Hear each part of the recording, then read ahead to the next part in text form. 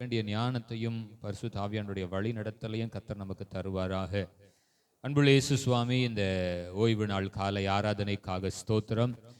கர்த்தருடைய சமூகத்திற்குள்ளாக நாங்கள் கிட்டி சேரும்படி எங்களுக்கு கொடுத்த பெரிய சாக்கியத்திற்காக நன்றி செலுத்துகிறோம்.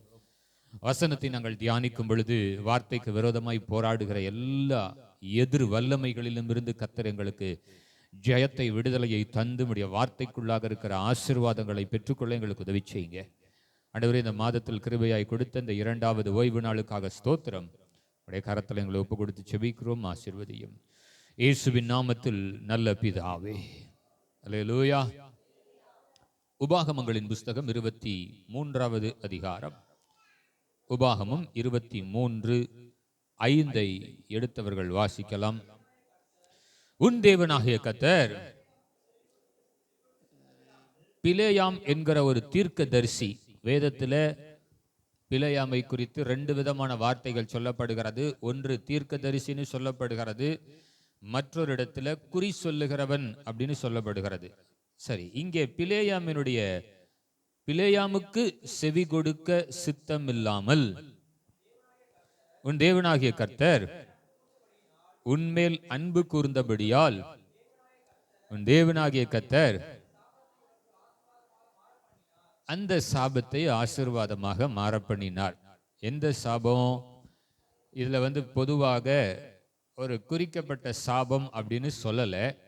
ஆனா ஒரு மனுஷனுக்கு கர்த்தர் செவி கொடுக்க சித்தம் இல்லாமல், இன்னும் அதிகமா சொல்லணும் அப்படின்னா, உலக மனுஷன் இந்த பிலேயாம குறித்து என்ன தெரிஞ்சு வச்சிருக்கான் அப்படின்னா, என்னாகமங்களின் புஸ்தகம் 22வது அதிகாரம், என்னாகமம் 22ல இந்த மனுஷனை குறித்து ராஜா கொடுக்கிற ஒரு சாட்சி இருக்கு. அதாவது வசனம் எங்க இருக்கு? 6வது வசனத்தை வாசிப்போம். அவர்கள் இந்த இஸ்ரவேல் ஜனங்களை குறித்து மோவாபின் ராஜா பேசுறார். அதாவது இந்த தீர்க்கதரிசி யார் ஆசீர்வதிக்கிறானோ அவனை கர்த்தர் ஆசீர்வதிப்பார். நீ ஆசீர்வதிக்கிறவன் ஆசீர்வதிக்கப்பட்டவன், நீர் சபிக்கிறவன் சபிக்கப்பட்டவன் என்று அறிவேன். ஒரு ராஜாவுக்கு தெரியுது, மோவாபின் ராஜா, அவனுக்கு தெரியுது, இந்த தீர்க்கதரிசி யாரையாவது ஆசீர்வதிச்சுட்டா அவன் என்ன ஆயிடுவான்? ஆசீர்வதிக்கப்படுவான். யாரையாவது சபிச்சா என்ன ஆயிடுவான்? சாபமா போயிடுவான். அதனால இவனை கூப்பிட்டு அனுப்புறான். நீ எனக்காக இத அந்த வசனம் எப்படி முடியுதுன்னா, ஆதலார் நீர் எனக்காக அந்த ஜனத்தை என்ன பண்ணணும்? சபிக்கணும். அதாவது அவன் என்ன மேற்கொள்ள கூடாது, என்னை தாண்டி அவன் போயிடக்கூடாது. கானானுக்கு போகிற வழி, இந்த வழியில இந்த ஜனங்கள் வருகிறார்கள், இஸ்ரவேல் ஜனங்கள் வருகிறார்கள். ராஜா என்ன பண்றான்னா, அவங்கள கூப்பிட்டு இந்த ஜனத்தெல்லாம் நீ சபி, நான் போய் அவங்கள மேற்கொள்றேன் அப்படின்னு சொல்றான். அப்ப கர்த்தர் இந்த ஜனத்தை சபிக்கும்படி, சாபத்திடாய் போய் விடாதபடிக்கு, அதுலதான் 23 உபாகமம் 23:5 பிலேயாமனுடைய சத்தத்திற்கு அல்லது பிலேயாமனுடைய அந்த சாபத்திற்கு தேவனாகிய கர்த்தர் செவி கொடுக்க சித்தம் இல்லாமல் அப்படின்றது. இந்த ஒரு வசனத்துல 3 தடவை உன் தேவனாகிய கர்த்தர், உன் தேவனாகிய கர்த்தர், உன் தேவனாகிய கர்த்தர். இந்த சாபத்தை ஆசீர்வாதமாக மாற்றிட்டார். நல்லா கவனிங்க. வேணா என்னாகமத்தின் புஸ்தகம் 22, 23 அதிகாரத்தை வீட்டுல போய் தயவு செய்து என்ன பண்ணுங்க, வாசிங்க. இந்த சாபத்தை எப்படி ஆண்டவர் ஆசீர்வாதம் மாத்தினார். சரி, அப்ப ஒரு குடும்பத்தையோ ஒரு கோத்திரத்தையோ ஜனங்களையோ சபிக்கணும்னு சொல்லி ஒரு டீம் நினைச்சுக்கிட்டே இருக்கு. சரி, நான் இப்போ சாபத்தை குறித்து ஒரு என்ன சொல்றது, ஒரு பயோகிராஃபி மாதிரி சொல்றேன். முதலாக மனிதன் பாவத்தில் விழுந்த பொழுது கர்த்தர் மனிதனை சபித்தார். நல்லா கவனிங்க. முதல் சாபம் கர்த்தரால் வருகிறது. சாபத்துக்கு நிறைய எக்ஸ்பிளனேஷன் கொடுக்கலாம். பெற்றோர், ஒரு தகப்பனுடைய சாபம் இருக்கிறது, ஒரு தாயினுடைய சாபம் இருக்கிறது. ஊழியத்தை அசதியாய் செய்கிறவன் சபிக்கப்பட்டவன் வேதம் சொல்லுகிறது. ஊழியத்தை அசதியா செஞ்சா அதுவும் சாபம். இப்படி சாபத்தினுடைய தன்மை ஒவ்வொரு காலகட்டங்களுக்கும் ஒவ்வொரு விதங்களில சொல்லப்படுகிறது. இப்ப நீங்க ஆரம்பத்துல பாத்தீங்கன்னா, கர்த்தர் முதலாவது சபித்தது யார் அப்படின்னா, ஆதாமை ஆண்டவர் சபித்தார். அல்லேலூயா. ஆதாம் என்ன, அதாவது நல்லா கவனிச்சுக்கோங்க, இது எந்த விதமான சாபம் அப்படின்னா, நீ மண்ணிலிருந்து எடுக்கப்பட்டனால நீ எங்க போயிருவேன்ட்டாரு. இது ஒரு சாபம். இரண்டாவது, உன்னுடைய வேர்வை நிலத்துல போய் விழுகிற அளவுக்கு நீ என்ன பண்ணணும், கடினமாக உழைக்கணும். அதுக்கு முன்னாடி கடினமா உழைக்கணும்னு சொன்னாரா? நீ பண்படுத்து, பாதுகாத்து கொள்ளுனார். எல்லாம் அங்க இருக்கு, நீ என்ன மெயின்டைன் பண்ணு அப்படின்னாரு. இப்ப மெயின்டைன் பண்றது கிடையாது, எஃபர்ட்டை போடு. நீ என்ன பண்ணு, உன்னுடைய நெத்தியினுடைய வேர்வை எங்க விழணும். ரைட். இப்ப முதல்ல ஆதாம் சபிக்கப்பட்டவன். இரண்டாவதாக ஏவாளை கர்த்தர் சபித்தார். என்ன சாபம் தெரியுமா? நீ கர்ப்ப வேதனைப்படுவ அப்படின்னார். நீ பிரசவிக்கிற காலம் வரும் பொழுது உன் கர்ப்ப வேதனையை கூட்டுவேன் அப்படின்ட்டார். இன்னைக்கு பல விதமான டெக்னாலஜி, பல விதமான இன்ஜெக்ஷன்ஸ் எல்லாம் வந்தாலும் பெண்களுக்கு இந்த பிரசவ நேரம் என்பது ஒரு மறுபிறப்பு தான். அல்லேலூயா. அந்த சிச்சுவேஷனை தாண்டி அவங்க வரும்பொழுது அவர்கள் படுகிற வேதனை இன்னைக்கு இது வந்து என்னன்னா கர்த்தருடைய சாபம். இன்னைக்கு நமக்கு அதை வந்து எப்படி, நம்ம ஒரு பெண்களுக்காக நியமிக்கப்பட்ட ஒரு உபத்திரவத்தின் காலம், அந்த பிரசவ நேரம் அப்படி நம்ம எடுத்துக்கொள்கிறோம். ஆனால் கர்த்தருடைய வார்த்தை அதற்குள்ளாக இருக்கிறது. அடுத்த சாபம் என்னன்னு பார்த்தீங்கன்னா, கர்த்தர் சர்ப்பத்தை சபித்தார். அல்லேலூயா. சர்ப்பம் அது வரைக்கும் எப்படி இருந்ததுன்னு தெரியல. ஆனா அதுக்கப்புறம் உன் வயிற்றுனால நீ என்ன பண்ணி போவ, நகர்ந்து போவாய். ஒருவேளை அதுக்கு முன்னாடி அதனுடைய கண்டம்னேஷன் எப்படி இருந்ததுன்னு தெரியல, அதனுடைய கால்குலேஷன். நான் சில இந்த டைனோசரஸ்லாம் பார்ப்பேன். டைனோசரஸ் தலை எப்படி தான் இருக்கு, பாம்பு மாதிரி தானே இருக்கு. ஆனா 2 காலை வச்சுட்டு கூச்சிட்டு நடந்து போகுது. ஒருவேளை இந்த டைனோசரஸ் மாதிரி இருந்திருக்கும் போது தெரியல அன்னைக்கு வஞ்சித்த சர்ப்பம். அதனால இதுக்கப்புறம் நீ என்னது, ஊர்ந்து தான் போவ, நீ மண்ணை திம்ப அப்படின்னாரு. ஒரு காலகட்டத்துல ஸ்திரீயினுடைய வித்து உன் தலையவே என்ன பண்ண அப்படின்னாரு, நசுக்கும். இப்ப சர்ப்பத்துக்கு சாபம். அடுத்த சாபம் என்ன? ஆண்டவர் நிலத்தை சபித்தாரா. ஆதாமை சபித்த பொழுது, நீ நிலத்துல உன்னுடைய வேர்வையை சிந்தி நீ வந்து என்ன செஞ்சாலும் அது பலன் என்னன்னா, அது முள்களை கொடுக்குமா, கொக்களை கொடுக்குமா. அப்ப நீ இருக்கிற பூமி, நீ இருக்கிற நிலம் சபிக்கப்பட்டு போகும் அப்படின்னார். சரி, இதுவாவது வந்து ஒரு செக்மெண்ட், அதாவது ஃபர்ஸ்ட் ஜெனரேஷன், ஆதாம், ஏவாள், சர்ப்பம், அவங்க இருந்த இடம். அடுத்து பார்க்கிறேன் செகண்ட் ஜெனரேஷன். செகண்ட் ஜெனரேஷன் யாரு? ஆதாமினுடைய பிள்ளைகள் 2 பேர். யார் 2 பேரு? காயின், ஆபேல். இப்ப காயினும் ஆபேலும் ஆண்டவருக்கு காணிக்கையை கொண்டு வருகிறார்கள். ஒருவனுடைய காணிக்கை அங்கீகரிக்கப்படுகிறது, மற்றொருவனுடைய காணிக்கை நிராகரிக்கப்படுகிறது. நிராகரிக்கப்பட்ட உடனே அவனுடைய முகநாடி வேறுபடுகிறது. தன் சகோதரனை நயவஞ்சகமாக அங்க வந்து வயல்வெளிக்கு அழைத்து கொண்டு போய் அங்க போய் என்ன பண்ணிடுறாரு, கொலை செய்கிறார். தன் சகோதரனை பகைக்கிறவன் கொலைபாதகனாக இருக்கிறான். அங்க யாக்கோபு நிருபத்தில் எழுதுறாரு. ஆரம்பம் எங்க இருக்கு? ஆதியாகமங்களின் புஸ்தகத்துல. தன் சகோதரனை பகைக்கிறவன் கொலைபாதகன். இப்ப கொலை செஞ்சுட்டு அதனால ஒருவேளை அவனுடைய நியமனம் ஃபுல்லாயிருச்சா அப்படின்னா இல்ல. அவனுடைய ரத்தமானது, ஆபேலுடைய ரத்தம் எங்க யாரை நோக்கி கூப்பிடுதான்? பரலோகத்தில் இருக்கிற தேவனை நோக்கி கூப்பிடுகிறது. அல்லேலூயா. அப்ப ஆண்டவர் வந்து காயினிடத்துல கேட்கிறார், உன் சகோதரனாகிய ஆபேல் எங்கே? உன் சகோதரனுடைய ரத்தம் என்னை நோக்கி கூப்பிடுகிறதுன்னு சொல்லும் பொழுது அவன் கர்த்தரிடத்துல எவ்வளவு டாக்டிஸா பேசுறான் பாருங்க. நான் என் சகோதரனுக்கு என்ன காவலாளியா? அவன் எங்க இருக்கான்னு யாருக்கு தெரியும்? கர்த்தருக்கு தெரியுமா தெரியாது? ஆபேல்கிட்ட போய் வந்து காயின்ட்ட போய், அங்க பரலோகத்துல ஒரு பெரிய கேமரா இருக்கு. இங்க இருக்கிற சிசிடிவி கேமராவை காட்டிலும் அங்க எல்இடியில போட்ட கிளியர் கட் கேமரா இருக்கு. ஆண்டர் டைரக்ஷனை திருப்பி விட்டார்னா நீ தான் மூஞ்ச அங்க பார்க்க முடியும். அல்லேலூயா.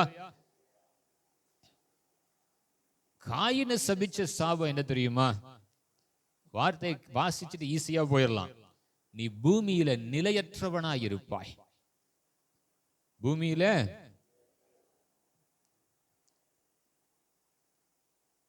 உன்னைய யாராவது பார்த்தாங்கன்னா இந்த சாபம் என்னால தாங்க முடியாது.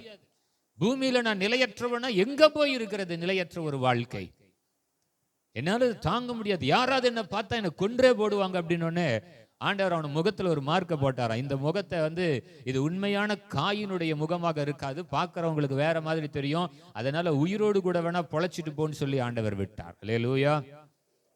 இன்னைக்கு நீங்க நல்லா கவனிச்சு பாருங்க. இந்த செய்தி முடிகிறதற்குள்ளாக நம்ம தலையின் மேல் என்ன சாபம் இருக்கு, இந்த சாபத்தை ஆண்டவர் எப்படி ஆசீர்வாதமாக மாற்றுகிறார், இந்த ஆசீர்வாதத்திற்கான முகாந்தரம் என்ன, இந்த சாபத்திலிருந்து நம்ம மாறுகிறதற்கு அல்லது சாபத்திலிருந்து நம்ம மேற்கொள்வதற்கான வழி என்ன, இன்னைக்கு கர்த்தர் நம்மளை சபிக்கிறாரா இல்ல யாருடைய சாபம் நம்ம தலையின் மேல் இருக்கிறது?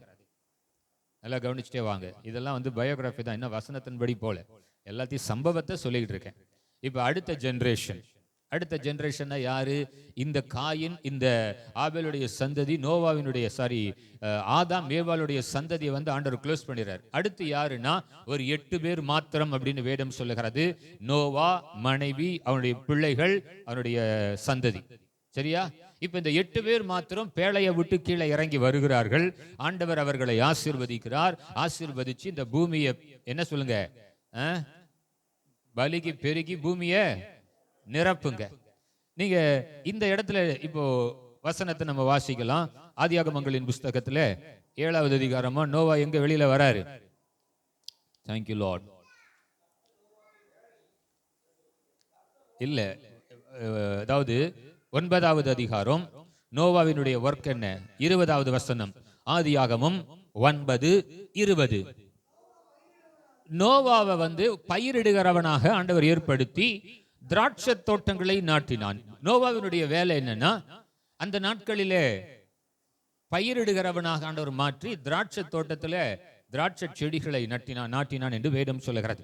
இப்ப அந்த நிலத்தினுடைய ஆசீர்வாதம் ஒருவேளை நோவாவை குறித்து ரொம்ப பெர்ஃபெக்டா இருக்கு, அவன் நீதிமான். அந்த நாட்களிலே இருந்த மற்ற எல்லா ஜனங்களை பார்க்கிலும் நோவா நீதிமானாக இருந்தான். கரெக்டா இல்லையா? எங்க 6வது அதிகாரம் 9வது வசனத்துல நோவா தன் காலத்தில் இருந்தவர்களுக்குள்ளே, அப்படின்னா அங்க நிறைய கரப்ஷன் இருந்துச்சு.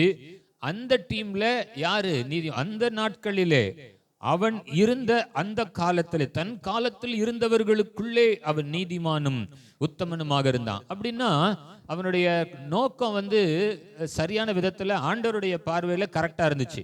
ஆனா இந்த இடத்துல வேதம் சொல்லுகிறது 22வது வசனத்தை நீங்க வாசித்து பார்க்கும் பொழுது, அதாவது 9:22, அப்பொழுது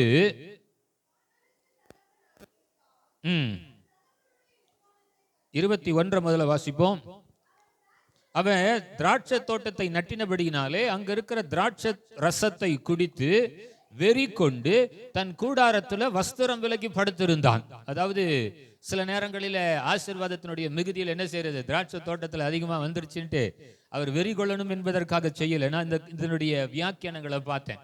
அந்த முதல் ஆசீர்வாதத்தினுடைய மகிழ்ச்சி, கொஞ்சம் அதிகமா திராட்சை ரசத்தை குடிச்சிட்டு அவர் என்ன பண்ண, வஸ்திரம் விலகப்படுத்திருந்தார். அடுத்த வசனத்தை வாசித்து பார்க்கும் பொழுது, அப்பொழுது கானான் தன் தகப்பனாகிய நிர்வாணத்தை பார்த்துட்டு வெளியில இருக்கிற 2 சகோதரர்கிட்ட போய் சொல்றான். நல்லா கவனிங்க. அதாவது அவன் எப்படி சொன்னான்றது எனக்கு தெரியல. ஒருவேளை பிள்ளைங்க அடுத்த சகோதரர் 2 பேரை கூப்பிட்டு, நம்ம அப்பாவை பாரு, இந்த ஆளுக்கு அறிவே இல்லை, திராட்சை ரசத்தை குடிச்சிட்டு வெறி கொண்டு போய் வஸ்திரம் விலக படுத்து கிடக்குறான், எப்படி சொன்னான்னு எனக்கு தெரியல. இன்னைக்கு நம்மில் அநேகர் சரி இப்படி சொல்லுவோம். இப்போ ஒரு சின்ன பிள்ளைங்க சரியா ட்ரெஸ் போடலாம், நம்ம என்ன பண்ணுவோம்? ஒரு குட்டி பசங்க ட்ரௌசர் ஒழுங்கா இடுப்புல நிக்க மாட்டேங்குது, என்ன செய்வோம்? போய் சரிப்படுத்தி விடுவோம். அண்ணா ஏற்கனவே எதை கெட்டிருக்கியா, கொஞ்சம் மேலே இழுத்து விடு, பெல்ட் இழுத்து போட்டிருக்கியா போடு. பொம்பளை பிள்ளைங்க சில நேரத்தில் சரியா ட்ரெஸ் பண்ணலன்னா என்ன பண்ணுவோம்? கூப்பிட்டு ஒரு பின்னை குத்து நம்ம செய்வோம். அடுத்தவங்களை கூப்பிட்டு சொல்லுவோமா, இந்த பிள்ளை பாரு எப்படி போகுதுன்னு. இன்னைக்கு நம்ம அதை தான் செஞ்சுக்கிட்டு இருக்கோம். அடுத்தவனுடைய காரியத்தை நம்ம போய் சரி செய்யணும்னு நினைக்கிறது இல்லை. ஆனா ஆல் இண்டியா ரேடியோ, சென்னை வானொலி நிலையம் FM வருது பாருங்க, இந்த வேலையை மாத்திரம் நம்ம என்ன பண்ணுவோம், ரொம்ப தெளிவா பார்ப்போம். என்னைக்கு இந்த ஒரே ஒரு ஆப்பு தான், என்னைக்கு அது நான் வந்து தெரியல, இந்த வாட்ஸ்அப்னு ஒரே ஒரு ஆப்பு தான் உலகம் முழுசும் ஒண்ணுத்துக்கு இல்லாம போச்சு. இத்தனைக்கும் சில நிறுவனம், நீங்க எத்தனை அதாவது நான் புதுசா நீங்க போன் வாங்கினீங்கன்னா ஆட்டோமேட்டிக்கா ஒரு சில ஆப் அதுல இருக்கும். ஒரு சில அப்ளிகேஷன்ஸ் வந்து நிறுவனம் அதை ஏற்றுக்கொள்ளுகிறது. ஆனா வாட்ஸ்அப் இருக்கான்னு பார்த்துருக்கீங்களா? வாட்ஸ்அப் இருக்காது. நீங்க என்ன பண்ணணும்? டவுன்லோட் பண்ணணும், நீங்க இன்ஸ்டால் பண்ணணும். நான் இதை எப்ப தெரியுமா பார்த்தேன்? இப்ப சமீபத்தில் மலேசியா போகும்போது அதனுடைய காரியம் எனக்கு தெரிஞ்சிச்சு. ஏன் ஒவ்வொரு கண்ட்ரிக்கு ஒவ்வொரு ரூல்ஸ் வச்சிருக்கான். இந்த ரூல்ஸ் இந்த கண்ட்ரி ஏற்றுக்கொண்டால் மாத்திரம்தான் அந்த மொபைல் போன்ல ஆட்டோமேட்டிக்கா அந்த நிறுவனத்தை கொடுக்க முடியும். இல்ல அப்படின்னு சொன்னா உங்களுடைய தனிப்பட்ட விருப்பம், நீங்க அதை வந்து டவுன்லோட் பண்ணாதான் அந்த ஆப்பை நீங்க யூஸ் பண்ண முடியும். என்னுடைய சகோதரர் ஒருத்தர், ஆவிக்குரிய சகோதரர் ஒருத்தர் வந்து யூஏஇல இருக்கார். இங்க இருந்து நீங்க கால் பண்ணீங்கன்னா அந்த கண்ட்ரி வாய்ஸ் காலை வந்து அது வந்து அக்செப்ட் பண்ணாது. யூஏஇல நீங்க வந்து வாய்ஸ் கால் பேச முடியாது, வீடியோ கால் பேச முடியாது. இன்னைக்கு நீங்க வாய்ஸ் காலும் வீடியோ காலும் நீங்க பேச முடியலன்னு இந்தியாவில் போட்டீங்கன்னா பாதி பேர் வாட்ஸ்அப்பை டவுன்லோடே பண்ண மாட்டான். அல்லேலூயா. இன்னைக்கு எதுக்கு வாட்ஸ்அப்பில் பண்ணீங்க? பாதி பேர் வீடியோ காலே தான் இருக்கான். ஒரு நாளைக்கு ஒரு வீடியோ கால் போடாமல் இருக்கீங்களான்னு சொல்லுங்க. பைபிளை எடுக்கிறீங்களோ இல்லையோ, எதை எடுத்துறீங்க? ஆமா. இன்னைக்கு காலையில் ஒரு தேவ மனுஷன் எனக்கு ஒரு டெக்ஸ்ட் போட்டார். கர்த்தர் உன்னோடு கூட இருக்கிறாரா அப்படின்னு செக் பண்ணி பாருன்னார். எனக்கு அஸ்திபாரம் அசந்து போச்சு. என்னடா இந்த மனுஷன் இப்படி போட்டாருன்னு. கீழே ஒரு 4 டாட் போட்டு அதுக்கப்புறம் தான் கீழே மெசேஜ் இருக்கு, அதை நான் பார்க்கல. மேல ஒரு கொஸ்டின் மார்க்கை போட்டு ஒரு 4 டாட்டை போட்டானே கீழே இருக்கிறது தெரியாது. அதை போய் நீங்க டச் பண்ணாதான் கீழே வரும். அப்ப இன்றைய தியானம், கர்த்தர் உன்னோடு கூட இருக்கிறாரா இல்லையான்னு நீ செக் பண்றதை பார்க்கிலும் உன்னுடைய பர்ஸ் உன்னோடு கூட இருக்கிறதா, உன் மொபைல் போன் இருக்கிறதா, மொபைல் போனுக்கு சார்ஜர் இருக்கிறதா, இதெல்லாம் நீ செக் பண்ற. ஆனா நீ எதை செக் பண்றது இல்ல? கர்த்தர் உன்னோடு கூட இருக்கிறாரா என்று. அங்க ஆண்டவர்ட்ட ஆதாம் ஆண்டவர் கேட்கிறாரு, நீ நிர்வாணின்னு சொன்னது உனக்கு சொன்னது யார்? ஆரம்பத்தில் ஆண்டவர் கேட்கிறார். இன்னும் வெளிப்படுத்தின விசேஷத்துல சொல்றாரு சபைகளுக்கு, உன் அவலட்சணமாகிய உன் நிர்வாணத்தை நீ மூடும்படி என்னிடத்துல நீ என்னத்தை கேட்டு வாங்கு? வஸ்திரத்தை கேட்டு நீ என்னிடத்துல கேட்டு வாங்கிக்கொள். அப்ப இன்னைக்கு நம்மில் அநேகர் பல காரியத்தை நிர்வாணமா தான் பார்த்துக்கிட்டு இருக்கிறோம். கர்த்தருடைய பரிசுத்த நாமத்துக்கு மகிமை உண்டாவதாக. போய் சகோதரன் சொன்ன உடனே சகோதரர்கள் 2 பேர் என்ன செய்யறாங்க பாருங்க. ஒருவன் அண்ணன், மற்றொருவன் இளையவன். அதாவது 3 பிள்ளைகளுடைய பேரை சொல்லுங்க. சேம் முதல், அடுத்து கான், அடுத்து யாபேத். இப்ப போய் வெளியில போய் 2 சகோதரர்கிட்ட சொன்ன உடனே அவங்க என்ன பண்றாங்க? 23வது வசனம். அப்பொழுது சேமும் யாபேத்தும் ஒரு வஸ்திரத்தை எடுத்து தங்கள் இருவருடைய தோள் மேல போட்டுக்கொண்டு பின்னிட்டு வந்து தன் தகப்பனுடைய நிர்வாணத்தை மூடினார்கள் என்று வேதம் சொல்லுகிறது. அவர்கள் எதிர்முகமாய் போகாதபடியினால் அவர்கள் தங்கள் தகப்பனுடைய நிர்வாணத்தை என்ன பண்ணல? பார்க்கவில்லை. இப்ப இந்த விஷயம் வந்து அப்பாவுக்கு சொல்லப்படுகிறது. அடுத்த சாபம் என்னன்னு கேளுங்க. அடுத்த வசனம் 24, 25, 26, 27. நோவா திராட்சை ரசத்தின் வெறி தெளிந்து விழித்த பொழுது தன் இளைய குமாரன் தனக்கு செய்ததை அறிந்து கானான் என்ன பண்ணிட்டான்? இப்ப இது யார்? ஒரு தகப்பனுடைய சாபம். ஒரு தகப்பனுடைய, இது கர்த்தர் சபிக்கல, இது ஒரு தகப்பனுடைய சாபம். கானான் சபிக்கப்பட்டவன். இன்றைக்கு வரைக்கும் கானான் எப்படிதான்? ஒருவேளை ஆண்டவர் ஆசீர்வாதத்திற்காக இஸ்ரவேல் ஜனங்கள் அந்த இடத்துல உள்ள போய் கொண்டு வைக்கிற வரைக்கும் கானான் வந்து ஒரு சபிக்கப்பட்ட ஒரு இடம். கானான்ல 7 விதமான ஜாதிகள் இருந்ததாய் வேதம் சொல்லுகிறது. இப்ப கானான் என்னாச்சு? சபிக்கப்பட்டவன். எப்படி சபிக்கப்பட்டவனா?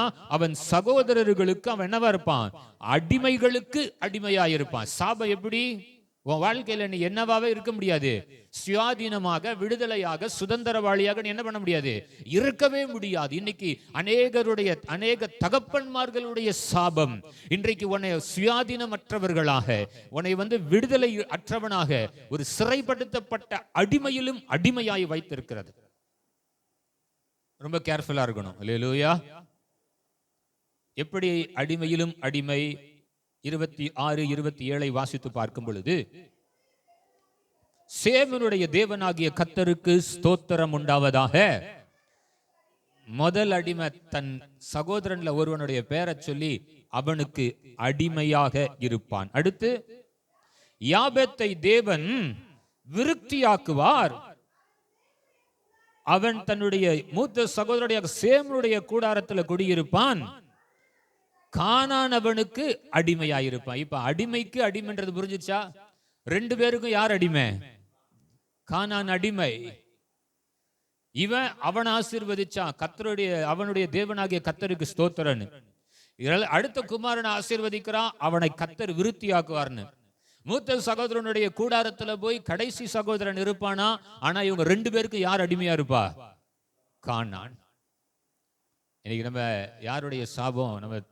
நம்ம பெற்றோர் எந்த விதத்துல நமக்கு சாபத்தை கொடுத்தாங்களோ தெரியல. இன்னைக்கு நான் அநேக காரியங்களை இதனூடாக நான் யோசிச்சு பார்த்துக்கிட்டே இருந்தேன். நியாயாதிபதிகளின் புஸ்தகம் 17வது அதிகாரம், நியாயாதிபதிகளின் புஸ்தகம் 17வது அதிகாரத்துல இங்கே ஒரு காரியம் நடைபெறுகிறது. மீகா என்னும் ஒரு மனுஷன் அந்த இடத்துல இருக்கிறான். 17வது அதிகாரத்தை முதல் 2 வசனங்களை வாசிக்கலாம். ஒரு மனுஷன் இருக்கிறான். சரி, இதை முதல்ல அடுத்த வசனத்தை வாசிக்க போகும்போது வசனத்தினுடைய முகாந்தரத்தை சொல்றேன். வீட்டுல ஒரு 1200 வெள்ளி காசு இருக்கு, அது காணாம போயிருச்சு. எங்க காசை காணோம்? வீட்டுக்குள்ள காசை காணும்னா யார் தான் எடுத்திருப்பா?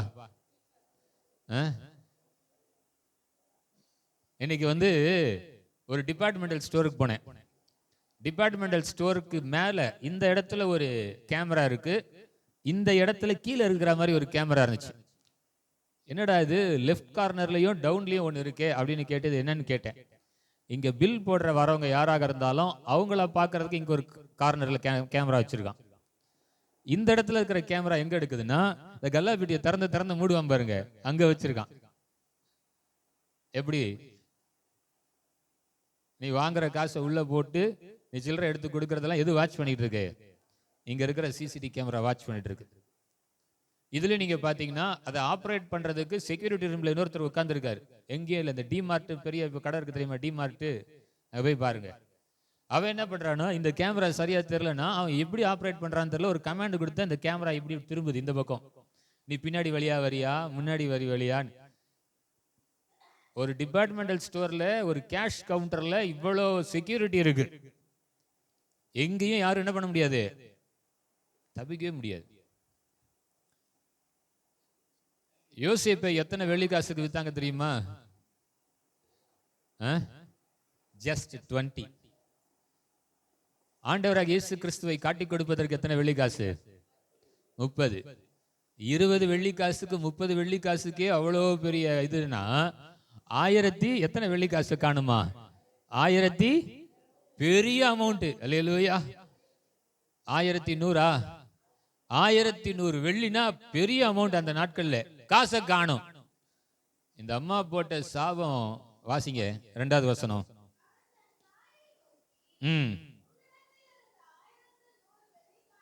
களவு போயிற்று, அதை குறித்து என் காதுகள் கேட்ட நீ சாபமிட்டாயே, அந்த பணம் இதோ என்னிடத்தில் இருக்கிறது, அதை எடுத்தவன் நான் தான் என்றான். போதும்.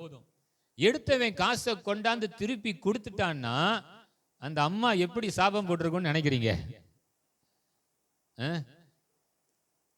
என் காதுகள் கேட்க நீ சாபம் விட்டாயே அப்படின்னா, எடுத்தவன் என்ன நோக்கத்துல எடுத்தானோ தெரியல. சரி, அம்மா காசு தானே எடுத்துக்கோன்ட்டு எடுத்திருப்பான். ஆனா அந்த அம்மா போட்ட யாரு காசை எடுத்தானே அவன் கை விளங்காம போகணும்னு கையை பார்த்துருப்பான். கை விழுந்துருச்சா நிக்குதா?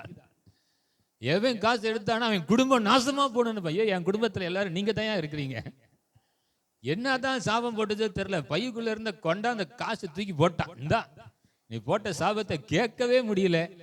இதெல்லாம் நடந்துச்சுன்னா என்ன ஆகும் அப்படின்னா, அந்த அம்மா போட்ட சாபம் எப்படி இருந்திருக்கும்? காசை கொண்டு வந்து கொடுத்த உடனே வசனம் எப்படி முடியுது? அதை எடுத்தவன் நான் தான் என்றான். அதற்கு அவன் தாய், இப்ப என் மகனே நீ கர்த்தரால் என்ன பண்ணுவ? நானா இருந்தா அந்த அம்மாவை மண்டையே உடைச்சிருப்பேன். அல்லேலூயா.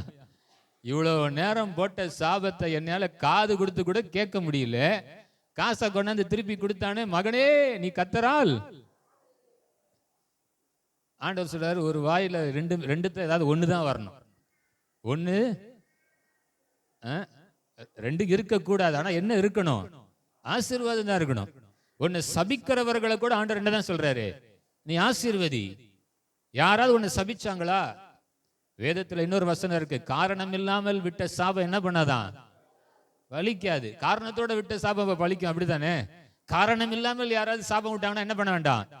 ஒண்ணுமே வேணாம். கரங்களை உயர்த்தி ஸ்தோத்திரம் பண்ணிட்டு போயிட்டே இருக்கலாம். அல்லேலூயா, அல்லேலூயா. முகாந்தரம் இல்லாமல் பகைத்தாங்கன்னா கர்த்தர் நடுவில் இறங்கி வருவார். ஆமென். காரணம் இல்லாமல் விட்ட சாபம். அந்த நாட்களில் சாபம் விடும்போது என்னத்தை தூக்கி வீசுவாங்க சொல்லுங்க? மண்ணள்ளி வீசுவாங்க. மண்ணள்ள வீசு நாசமா போட்டுமே அப்படி அப்படின்னு வீசுவாங்க. இங்க ஒருத்தன் கல்லள்ளி போட்டுக்கிட்டே வந்தானா. யாரு? சீமேயி. தாவீதை தூஷிக்கும்படி கல்லெறிஞ்சுக்கிட்டே வந்தானா. மண்ணள்ளி போட்டா ஒன்னும் ஆகாது, 4 கல்லள்ளி போட்டா மண்டையாவது என்னாக்கலாம்? உடைக்கலாம். அங்க அபிசா இருக்கான், பலவான்கள் இருக்கிறார்கள் தாவீதோட கூட. அப்படி கோபம் வருது. பேலியாளின் பிள்ளையன்றான், கெட்ட வார்த்தை. இரத்த பிரியனே அப்படிங்கிறான். என் ராஜாவாகிய சவுலின் ஸ்தானத்துல நீ வந்து உட்காரலாம் நினைச்சையா அப்படின்னு சொல்லி கர்த்தர் பேர்ல சொல்றேன். ஏன்னா அவன் ஒரு பென்யமீனன். கர்த்தர் இதற்கு உனக்கு சரி கட்டுவார் அப்படின்றான். இங்க தாவீதோ நொந்து நூலாகி போய் ராஜாவாக அபிஷேகம் பண்ணப்பட்டாலும் வனாந்தரத்திலையும் மலைகளிலும் ஓடிக்கிட்டு இருக்கான். இந்த நேரத்தில் இவன் ஒரு சீமையை வந்து தூஷிக்கிறானேன்னு சொல்லி தாவீதுட்ட பர்மிஷன் கேட்கிறான். எனக்கு கொஞ்சம் பர்மிஷன் கொடுங்க, இந்த செத்த நாயை அடிச்சு காலி பண்ணிட்டு வந்துடுறேன். அவன் சொல்றான், பொறுமையாரு. அல்லேலூயா. கர்த்தர் அவனை சொல்லி அனுப்பிச்சாரான், நீ போய் யாரை தூஷிச்சுட்டு வான்ட்டு. தாவீதை போய் தூஷிச்சுட்டு வான்னு கர்த்தர் அவனுக்கு சொல்லி அனுப்புறாரு. அவன் வேலையை அவன் பார்க்கட்டும். ஆனா அவன் தூஷித்த தூஷணங்களுக்கு சரியாய், அவன் நிந்தித்த நிந்தனைகளுக்கு சரியாய் கர்த்தர் எனக்கு டபுள் போர்ஷனா கொடுப்பாருன்றான். அல்லேலூயா. அப்ப இதுதான் ஒரு ஆவிக்குரிய அனுபவம். நம்மள யாராவது தூஷிக்கிறாங்களா, நம்ம பதிலுக்கு தூஷிக்க வேண்டாம்.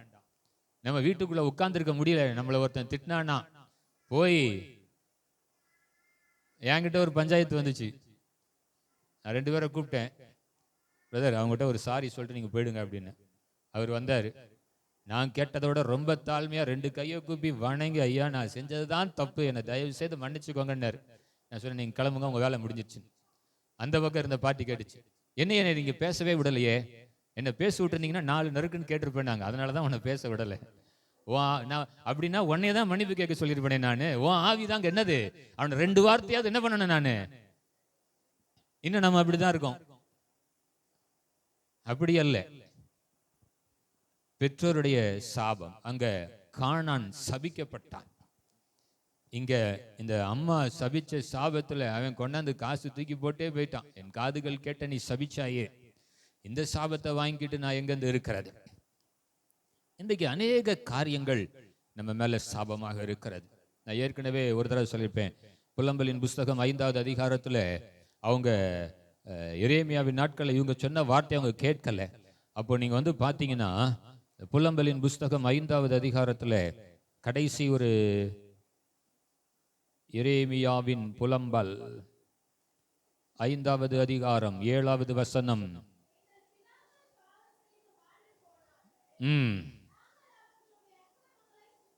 இப்ப இந்த டீம் என்ன பண்ணல, பாவம் செய்யல. ஆனா யாருடைய பாவத்தை சுமந்துகிட்டு இருக்காங்க? பிதாக்களுடைய பாவம். ஒருவேளை நம்ம நினைச்சுக்கலாம், நான் தான் செய்யலையே. அங்க ஆண்டவராக இயேசு கிறிஸ்துவின் இடத்துல குருடனாய் பிறந்ததற்கு யார் செய்த பாவம்? இவன் செய்த பாவமா, இவனுடைய பெற்றோர்கள் செய்த பாவமா அப்படின்னு சொல்லி கேட்கிறாங்க. நல்லா கவனிங்க. சில நேரங்களிலே நமக்கு வந்து எதனால இந்த பாவம் அல்லது எதனால இந்த சாபம். நான் இன்னைக்கு இன்னொரு காரியத்தை வேகமா நம்ம போலாம், ஒரு 10 நிமிஷத்துல முடிக்கலாம். சகரியாவின் தீர்க்கதரிசன புஸ்தகம் 8வது அதிகாரம். ஏன் இதை நான் சொல்லி அடுத்ததுக்குள்ள போக விரும்புறேன் அப்படின்னா, ஆரம்பத்துல கர்த்தர் பிலேயாமினுடைய சத்தத்திற்கு செவி கொடாமல் உன் தேவனாகிய கர்த்தர் உன்மேல அன்பு கூர்ந்தபடியினாலே அந்த சாபத்தை அவர் ஆசீர்வாதமாக மாற்றினார். அங்க ஒரு சேஞ்சஸ் நடக்குது. இதனுடைய நோக்கம் சகரியாவின் புஸ்தகம் 8வது அதிகாரம் 13வது வசனத்துல, இனி நடக்க போவது இனி சம்பவிக்க போவது என்னவென்றால்,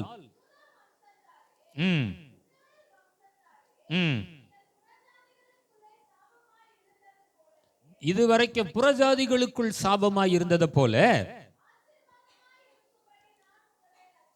ஆசீர்வாதமாக இருக்கும்படி, அதாவது சாபத்தில் இருந்த தம்முடைய ஜனத்தை இதற்கு பிறகு இனி சம்பவிக்க போவது என்னவென்றால், உங்களை நான் ஆசீர்வாதமாக வைக்கும்படி, இந்த வசனத்தை தொடர்ந்து வாசிக்கும் போது, இருக்கும்படி நான் உங்களை ரட்சிப்பேன், பயப்படாதீங்கள், உங்கள் கைகள் என்ன பண்ணட்டும், திடப்பட கடவது. இந்த 10 விதமான பிரமாணங்கள் அல்லது கட்டளைகள் இப்போ நான் எப்படி சொல்றேன் அப்படின்னா, களவு செய்யாமல் இருப்பாயாக அப்படின்னா நம்ம என்ன பண்ணக்கூடாது? களவு செய்யக்கூடாது. எரிகோவை தாண்டி ஆண்டவர் அடுத்த பட்டணத்திற்கு, ஆயி பட்டணத்திற்கு உங்களை அழைத்து கொண்டு போகும் பொழுது எரிகோவை குறித்து ஒரு ஸ்டேட்மெண்ட் ரொம்ப பெர்ஃபெக்ட்டா சொல்றாரு. எரிகோ அப்படின்னாலே சாபம், சாபத்தீடான காரியம். மற்ற இடத்துல நீங்க போகும்போதெல்லாம் கொள்ளையடிச்சிட்டு போங்கன்னு சொன்னேன். ஆனா எரிகோவில் இருந்து நீங்க என்ன பண்ணக்கூடாது? எதையுமே எடுக்கக்கூடாது அப்படின்னு சொல்றாரு. சாபத்தீடான இடத்துல இருந்து நீங்க எதையாவது எடுத்தீங்கன்னா நீங்களும் என்னவா மாறிடுவீங்க. நான் இன்னைக்கு ஒரு காரியத்தை குறித்து யோசித்து பார்த்தேன். எப்படின்னா, ஆண்டவர் செய்யாதன்னு சொல்றத செய்யறதற்கான காரியம். அமலேக்கை முற்றிலும் மடங்கடிக்கணும், அங்கிருந்து ஒன்னுத்தையும் எடுத்துட்டு வரக்கூடாது அப்படின்னா, இவன் கொளுத்த கன்றுகள், ஆடுகள், மாடுகள் எல்லாத்தையும் என்ன பண்ணிட்டான்? ஏன் அப்படின்னா தரமா இருந்துச்சான். குவாலிட்டியா இருந்தா அதை என்ன பண்ண முடியல. நீங்க வாசிச்சு பாருங்க, தரமா இருந்துச்சான். என்னடா நல்லா இருக்கத போய் ஆண்டவர் கொண்டு போடுன்றாரு அப்படின்ட்டு தூக்கிட்டு வந்துட்டான். ஆண்டவர் கேட்கிறாரு, எல்லாத்தையும் சங்காரம் பண்ணிட்டியா? சங்காரம் பண்ணிட்டேன். அப்போ வீட்டுக்கு பின்னாடி ஆடு மாடு சத்தெல்லாம் கேட்குது. அது என்னடான்? ஆடு மாடு சத்தம் எங்க கேட்குது? பக்கத்து வீட்டுக்கா? பரலோகத்துக்கு கேட்குது. அல்லேலூயா. அங்க தீர்க்கதரிசிட்ட சொல்லி அனுப்புறாரு, நான் சொன்ன வார்த்தையை என்ன பண்ணல சவுலு? கேட்கல. எல்லாத்தையும் சங்காரம் பண்ணி போடுன்றான். இவன் ஆகாப உயிரோட பிடிச்சிட்டான். அங்க இருந்து நல்ல கொழுமையான ஆட்ட மாட்டெல்லாம் என்ன பண்ணிட்டான்? தீட்டு வந்துட்டான். இங்க இருந்து எரிகோவை விட்டு போகும்போது எரிகோல இருந்து எதையும் எடுக்க கூடாது. ரெண்டு காரியத்தை எடுனாரு. வெள்ளி எடுக்கலாம், பொண்ணு எடுக்கலாம். ஆனா எடுத்தா எங்க வரணும்? கர்த்தருடைய பொக்கிஷத்துல சேரணும். ஆனா இந்த ஆகான் என்பவன் ஒரு பாபிலோனிய சால்வை எடுத்துட்டான். அடுத்து எதை எடுத்துக்கிட்டான்? கொஞ்சம் வெள்ளி, அடுத்து கொஞ்சம் பொன் எடுத்துட்டு எங்க போய் வச்சுட்டாரு தெரியுமா? வீட்டை தோண்டி வீட்டுக்குள்ள போய் பதிச்சு வச்சிட்டான். அல்லேலூயா. உபாகமங்களின் புஸ்தகம் 13வது அதிகாரம், உபாகமம் 13:17.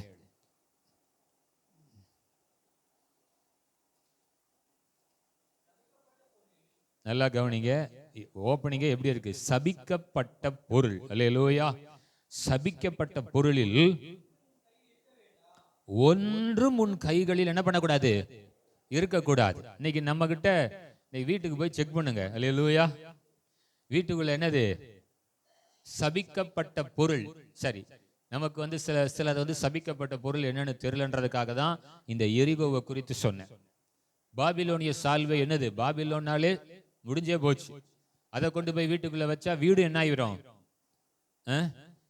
யோசுவாவின் புஸ்தகம் 7வது அதிகாரத்துல நீங்க வந்து நீ அதை எடுத்துக்கிறதுனால, 6வது அதிகாரம் 18வது வசனம், யோசுவா 6:18, சாபத்தீடானதில் ஏதாகிலும் எடுத்துக் கொள்ளுகிறதினாலே, நல்லா கேளுங்க, நீங்களும் எப்படி மாறிடுறீங்க? நீங்களும் சாபத்தீடாகாதபடிக்கு இஸ்ரவேல் பாளையத்தையும் நீங்க என்ன ஆகிறீங்க? சாபத்தீடாக்கி அதை கலங்க பண்ணாதபடிக்கு நீங்கள் சாபத்தீடானதற்கு மாத்திரம் நீங்க என்ன பண்ணுங்க?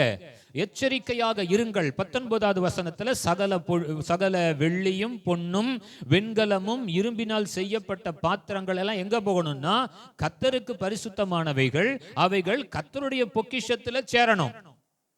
ஆனா இவன் எடுத்தது பாபிலோனிய சால்வை, வெள்ளி, பொண்ணு எல்லாத்தையும் கொண்டு போய் எங்க வச்சுக்கிட்டாரு? வீட்டுக்குள்ள. அவனும் சாபத்தீடானா, வீடு என்னவாய் போச்சு? சாபத்தீடாய் போச்சு. முழு இஸ்ரவேல் கேம்ப் என்ன ஆயிருச்சு? சாபமா மாறிடுச்சு. இன்னைக்கு நமக்கு தெரியல. நம்ம புதிய ஏற்பாட்டு விசுவாசிகளாகிய நம்ம ஒரு காரியத்தை சொல்லி தப்பிச்சுக்கிட்டு இருக்கோம். என்ன? இயேசு சிலுவையில் என்ன பண்ணிட்டாரு? எல்லாத்தையும் என்ன பண்ணிட்டாராம்? சிலுவையில் என்னுடைய பாவத்தெல்லாம் என்ன பண்ணிட்டாரு? ஆமா. இன்னொரு உங்களுக்கு நம்ம எங்க ஹோம்ஒர்க் கொடுத்தாலே நான் தான் வந்து அடுத்த வாரம் வந்து ஞாபகப்படுத்தணும் போல. உபாகமம் 27வது அதிகாரத்தை வீட்டில் போய் வாசிங்க. 27:16 சொல்லுகிறது, தகப்பனையும் தாயும் தூஷிக்கிறவன் சபிக்கப்பட்டவன். உபாகமம் 27:19 நியாயத்தை புரட்டுகிறவன் சபிக்கப்பட்டவன். 27:25 பரிதானம் வாங்குகிறவன், லஞ்சம் வாங்குகிறவன் சபிக்கப்பட்டவன். கடைசியாக நியாயாதிபதிகள் 5வது அதிகாரம் 23வது வசனத்தை வாசிக்கும் பொழுது, இதுதான் ரொம்ப ரொம்ப ரொம்ப சென்சிட்டிவானது. நியாயாதிபதிகள் 5:23 கர்த்தர் பட்சத்தில் துணை நிற்காதவன் சபிக்கப்பட்டவன். பைபிளை மூடிடுறேன். கர்த்தர் பட்சத்தில் துணை நிற்காதவன் யாராம்? நல்லா கவனிங்க. மோசே இந்த கேள்வியை கேட்டார். உபாகமங்களின் புஸ்தகத்துல ஏன் இந்த சாபத்துல இருக்குன்னா, 12 கோத்திரங்களிலும் ஒரு கேள்வியை கேட்டார் மோசே. கர்த்தர் பட்சத்துல யார் துணை நிற்க போகிறீங்க அப்படின்னு உடனே கையை உயர்த்தின ஒரே ஒரு கோத்திரம் என்னன்னா, லேவியர்கள் தான் கையை உயர்த்தினாங்க. அல்லேலூயா.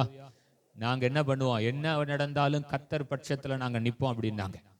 அதனாலதான் என்னவோ மோசே கடந்து போனாலும் யோசுவா கானானை சுதந்தரிச்சு பங்கிட்டு கொடுக்கணும்னு சொல்லும் பொழுது ஆண்டவர் அங்க லேவி கோத்திரத்தை பத்தி பேரே அங்க எழுதல. யோசுவா கரெக்டா கேட்கிறார், ஆண்டவரே எல்லாத்துக்கும் சமமா பங்கிட்டு கொடுக்கணும்னு சொன்னீங்களே, இந்த லேவி கோத்திரத்திற்கு கானான்ல என்ன கொடுக்கணும்னு சொல்லலையே போது ஆண்டவர் ஒரே வார்த்தையில சிம்பிளா முடிச்சிட்டாரு, நான் தான் லேவிக்கு சுதந்திரம் அப்படின்ட்டார். அல்லேலூயா. லேவிக்கு நான் தான் பங்கு, நான் தான் சுதந்திரம். அவங்க மாத்திரம் தான் என் பட்சத்துல துணை நிக்கிறேன்னு கையை உயர்த்தினதுனால நானே அவர்களுக்கு சுதந்திரம் அப்படின்னார். எனக்கு பின்னாடி ஒரு 5 பேரை தான் நான் ரெடி பண்ணிட்டு இருக்கேன். இந்த 5 பேர்கிட்ட சொல்றேன்னா, எதை இழந்தாலும் பரலோகத்தை இழந்துடாதீங்க. அல்லேலூயா. உன் வாழ்க்கையில நீ எதை வேணாலும் இழந்து போகலாம், ஆனா பரலோகத்தை மாத்திரம் நீ என்ன பண்ணிடக்கூடாது, இழந்து போய் விடக்கூடாது. சாபத்தை ஆசீர்வாதமாக மாற்றுகிறவர். நான் ஒரு வசனத்தை கோட் பண்ணதை நான் சொல்லலை. ஏன் தெரியுமா, அது ரொம்ப கஷ்டமான ஒரு வார்த்தை.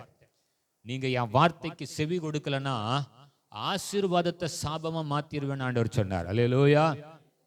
உனக்கு இருக்கிற இந்த ஆசீர்வாதம் உனக்கு எப்படியா மாறிடும், சாபமாக மாறிவிடும். பொருளாசையில விழுந்த சாபத்தின் பிள்ளைகள்னு வேதம் சொல்லுகிறது. இன்றைக்கு ஜனங்களுக்கு முன்னாடி பொருளாசையை கொண்டு வந்து வச்சு பிசாசு நம்மளை எங்க தெரியுமா தள்ளுறான், சாபத்துல தள்ளுறான். அண்ணன் இருந்த நாட்களிலே ஒரு வீட்டில் ஜெபிக்கிறதுக்காக அழைத்து கொண்டு போனார்கள். அந்த சிஸ்டர் ரொம்ப கண்டிஷனோட கூட என் வீட்டுக்கு நீங்க வந்து ஜெபிங்கன்னு சொல்லி கூப்பிட்டாங்க. ஏற்கனவே சொல்லியிருக்கேன்னு தெரியல. சரின்ட்டு நானும் அண்ணனும் போனோம். அந்த அம்மா சொன்னாங்க, ஐயா பயங்கரமான கடன். அவர் அதாவது இன்னைக்கு தேவ கிருபையினால கர்த்தர் அவங்கள பாதுகாத்து வச்சிருக்கிறாரு. அவங்க பெரிய ஷிப் ஓனர் மாதிரி பயங்கர கோடீஸ்வரர்கள். தூத்துக்குடியில் இருக்காங்க. அவர் எங்க இருந்தாலும் தன்னுடைய வீட்டு டோரை ரிமோட்ல ஆக்சஸ் பண்றதுக்கு ஒரு ஆப் வச்சிருந்தார். அவர் ஷிப்ல இருந்தா கூட வீட்டு டோரை ரிமோட்ல க்ளோஸ் பண்ணுவார். பெரிய சிஎஸ்ஐ சர்ச்சை அங்க தூத்துக்குடியில டீச்சர்ஸ் காலனின்னு இருக்கு. அந்த சிஎஸ்ஐ சர்ச் முழுசும் ஏசி, ஃபுல் ஸ்பான்சர் அவர் தான். அந்த அளவுக்கு. அப்போ சமாதான பெருவிழா அங்கே நடக்குது, நீங்கள் ஜோம் பண்ணுங்க அப்படின்னு சொல்லி அவங்க கூப்பிட்டாங்க. போய் அவர்கிட்ட கேட்டா, காதில் கேட்கும்போது எனக்கெல்லாம் அஸ்திபாரம் அசைஞ்சிச்சு. ஐயா பெரிய கடன்ல இருக்காங்க, உண்மையை சொல்ல மாட்டாங்க, கேளு, நீங்கள் கேட்டால் தான் சொல்லுவாங்க அப்படின்னு. போய் அவர்கிட்ட கேட்டார், ஐயா எவ்வளவுதான் உங்களுக்கு கடன் இருக்கு, சும்மா சொல்லுங்க, நான் உங்களுக்கு ஜெபிக்க தான் போறேன் அப்படின்னு. அவர் சொன்னார், ஒரு சில கோடி இருக்கு அப்படின்னார். அதெல்லாம் இல்லை, கவுண்டை சொல்லுங்க அப்படின்னா 8 to 10 கோடி வரைக்கும் கடன் இருக்குன்னார். என்னைக்காவது வெளியே வர முடியுமா? கடனே எவ்வளோ? 8 அப்படின்னு போட்டு 2 கமா போட்டு 13 0 போடணும், அதான் கோடி. கணக்கு போடுவாங்க. Units, tens, 100, 1000, 10,000, lakh, 10 lakh, crore, 10 crore. 10ன்னு போட்டு பக்கத்துல 8 0 போடணும், அப்பதான் கோடி. உடனே அந்த அம்மா பக்கத்துல சொல்லுது, ஐயா இல்ல அவர் பொய் சொல்றாரு, இந்த புக்ல ஒன்று எழுதி வச்சிருக்காரு, யார் யார்ட்டெல்லாம் எவ்வளோ, அதை கொண்டு வர சொல்லுங்க. அல்ல அதெல்லாம் ஒண்ணு இல்லை. அந்த அம்மா சும்மா இல்லை, நீங்க கொண்டு வர சொல்லுங்க. இந்த பக்கம் ப்ரெஷர். சரி காமிங்க, ஏதோ புக் எழுதி வச்சிருக்காங்களே, என்னதான் அதில் பார்ப்போம். உங்க வீட்டுக்காரி தானே சொல்றாங்க கொண்டாங்கன்னா, கட்டாயத்துல போய் புக்கை கொண்டு வந்தார். ஒரு இந்த மாதிரி டைரி. அதுல ஓபன் பண்ணி பார்த்தா அப்படியே டபுளா இருக்கு, 13 கோடி கடன் இருக்கு. எப்படி தொழில் இவ்வளவு பாக்குறீங்க, எப்படி சமாளிக்கிறீங்கன்னு அது சொல்றாரு. ஒவ்வொரு மாசம் 30 லட்ச ரூபா வட்டி கட்டுறேன்றாரு. எல்லாம் மீட்டர், எல்லாம் எக்ஸ்பிரஸ். அண்ணன் டென்ஷன் ஆயிட்டாங்க. என்னதான் சொல்றீங்க புரியலையே. கடைசியில் என்ன தெரியுமா பதில் சொன்னாரு, எல்லாம் என் வீட்டுக்காரியால தான் வந்துச்சுனார். ஷாக்கு அப்படி ரிவர்ஸ்ல திரும்புது. உடனே அந்தம்மா திருன்னு முழிக்குது, எல்லாம் இவளால தானே. உடனே நான் என்ன செஞ்சேன் ஐயா, இந்த தூத்துக்குடி இந்த இடத்துல பக்கத்துல அவன் தம்பி ஒரு வீடு வாங்கினான். உடனே எனக்கு ஒரு வீடு வேணும்னாங்க. இந்த வீடு 6.5 கோடி ரூபா, 6.5 கோடியும் கடன் தான். வீட்டுக்கு முன்னாடி அடுத்து அவன் இன்னொரு தங்கச்சி ஒருத்தி, அவ ஏதோ ஒரு கார் வாங்கிட்டாலாம். எனக்கு உடனே ஒரு BMW, இந்த ஒரு 4.5 கோடி. ஒரு 3 தான் கோடி 13ல போய் நிக்குது. எல்லாம் என்னது? கடன். இப்ப அது வாயே திறக்கல. அல்லேலூயா. கூட்டிட்டு வந்தது அவங்க தான் ஜெபிக்கிறதுக்கு. இப்ப அவர் எஸ்கேப் ஆயிட்டாரு. யாரை காரணம் காமிச்சிட்டாரு? இப்ப அவங்கள பார்த்தா அவங்க ஒண்ணுமே பேசல. இவர் கடன் வாங்கி யாரு வாங்க சொன்னது? நீ வீட்டுக்குள்ள கொடுத்த டார்ச்சர் அவன் போய் எங்க தான் விழணும்? இது எப்ப? தூத்துக்குடி சமாதான பெருவிழா நடக்கும்போது 2019 நினைக்கிறேன், 2018. அவர் தான் அங்க எல்லாம் ஸ்பான்சர். DLFல அண்ணனுக்கு ரூம் போட்டது, அந்த மீட்டிங் நடத்தினது எல்லாம் அண்ணன் ஜெபம் பண்ணிட்டு வந்தாங்க. 2 பேரும் முதல்ல கைப்பிடிச்சு ஒப்பு கொடுங்க. நீ கடனை நீ காரை விப்பியோ, வீட்டை விப்பியோ, 500 சார் நகை விப்பியோ, இதுக்கப்புறம் உனக்கு என்ன இருக்கக்கூடாது? கடன் இருக்கக்கூடாது. பொருளாசையில விழாத. ஆண்டவர் சாபத்தை இன்னைக்கு மாற்ற. இது பெரிய சாபம். சாபத்தை இன்னைக்கு ஆண்டவர் மாற்றட்டும். தேவ கிருபையினால எல்லாத்தையும், இதுக்கப்புறம் இப்படிப்பட்ட ஒரு வாழ்க்கையை வேண்டான்னு ஒப்பு கொடுத்து எல்லாத்தையும் தூக்கி போட்டாங்க. இன்னைக்கு கர்த்தர் ஆசீர்வாதமா வச்சிருக்காரு. அல்லேலூயா. இன்னைக்கு அந்த வீட்டில் தான் இருக்கிறாங்க. சபைக்கு ஆசீர்வாதமா இருக்காங்க. ஊழியத்தை நான் சொன்னேன், மாசம் 30 லட்ச ரூபா ஊழியத்தை கொடுத்தா என்ன நடக்கும் யோசிச்சு பாருங்க. இந்த தெருவில் பாதியை வாங்கிடலாம் மாசம். எல்லாவனும் என்ன பண்ணுவான்? மேசியா ஜெப வீட்டுக்கு இதை வித்துடுறேன், அவங்ககிட்ட கொடுத்தாதான் காசு நிறைய வச்சிருக்காங்க. அங்க திருவொற்றியூர்ல மலர் ஹாஸ்பிட்டல்னு ஒன்று இருக்கு, சுகம் ஹாஸ்பிட்டல். நான் போகும்போது இவ்வளவுதான் அந்த ஹாஸ்பிட்டல். இப்போ பார்த்தீங்கன்னா அது அந்த பின்னாடி அப்படியே அந்த இடத்த இருந்தவங்க அந்த ஹாஸ்பிட்டல் வித்துட்டே இருக்காங்க. நல்ல ரேட் கொடுத்து வாங்குறான்னு. இப்போ அது வந்து மல்டி ஸ்பெஷாலிட்டி ஹாஸ்பிட்டலாக மாறிடுச்சு. கவர்மெண்ட்டுடைய ரூல் படி அவசர சிகிச்சை பிரிவில் எந்தெந்த லிஸ்ட் இருக்கோ அந்த லிஸ்ட்டில் வந்துருச்சு. என்ன பிரச்சனைனாலும் உடனே நீங்கள் சுகம்க்கு போகலாம். அந்த அளவுக்கு நான் என்னடா தீப்பெட்டி மாதிரி முன்னாடி தானே வச்சிருந்தான்ட்டு போய் பார்த்தா அப்படி பின்னாடி போய்கிட்டே இருக்கு ஹாஸ்பிட்டல். கர்த்தர் ஆசீர்வதிக்கிறாரு. பின்னாடி இருந்த இடத்தெல்லாம் என்ன பண்ணிட்டே இருக்கான்? அவன் வாங்கிட்டே இருக்கான். லெஃப்ட் ரைட்டு யார் வாங்கினாலும் நீ போய் உனக்கு இந்த இடம் வேணான்னு நீ அவன்கிட்ட சொன்னா அவன் உடனே ஹாஸ்பிட்டல்காரன் வாங்கிடுவான் அப்படிங்கிறாங்க. அப்படிதான் நம்ம சுதந்திரிக்கணுமே தவிர கடன் பட்டு நம்ம என்ன பண்ணக்கூடாது. சாபம். எல்லாரும் கண்களை மூடி 2 நிமிஷம் கர்த்தருடைய கரத்தில் ஒப்பு கொடுப்போம். ஆண்டவரே, என் வாழ்க்கையில என்ன சாபம் தொடருகிறதுன்னு தெரியலையே. நான் எதை களவாண்டேன் என் பெற்றோர் என்னை சபிப்பதற்கு? நான் என்ன விரோதமாய் செய்தேன் என் தகப்பன் என்னை சபிப்பதற்கு?